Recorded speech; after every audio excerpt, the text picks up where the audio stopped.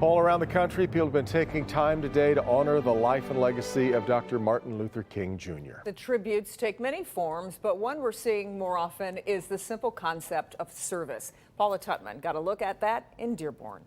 You know what's really cool about the Day of Service projects for students all throughout the area is you really have an opportunity to see young people engage outside of their own peer group.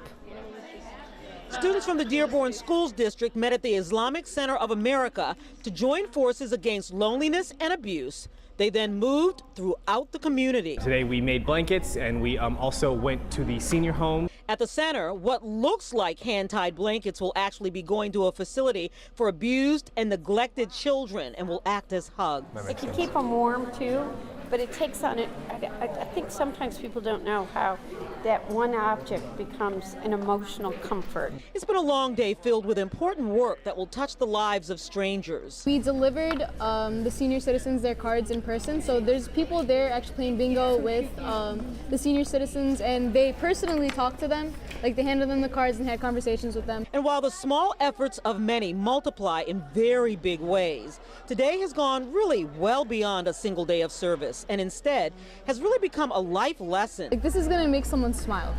This is going to make people who don't really get the attention that other people usually get, just get more extra attention on a day like MLK Day. We don't go through sicknesses that these children are going through. We don't have to go through the loneliness that the senior citizens go through. We don't have to go through the abuse that the blankets we made for the children have to go through. So it allows us to look out and like see things from a different perspective. Today is important because Martin Luther King, his message was that all of us needed to be together for each other. That was the entire message, and we need to be there for our seniors, for those who need, for abused children, which is who we made the blankets for. We just need to be there to be a shoulder for everybody who may not have one. Paula Tutman, Local 4. All right, Paula, in Detroit, students at the high school that bears Dr. King's name organized a march honoring his legacy there. Yeah, students as well as community members braved the cold this morning for the 11th annual Legacy March. The march even had the Skillman float from America's Thanksgiving Parade join them as they marched down East Lafayette. They shared why a day to remember the civil rights activist is so important. Living up to the true meaning of what he stood for is how we give back to Dr. King and how we thank him for what he has done.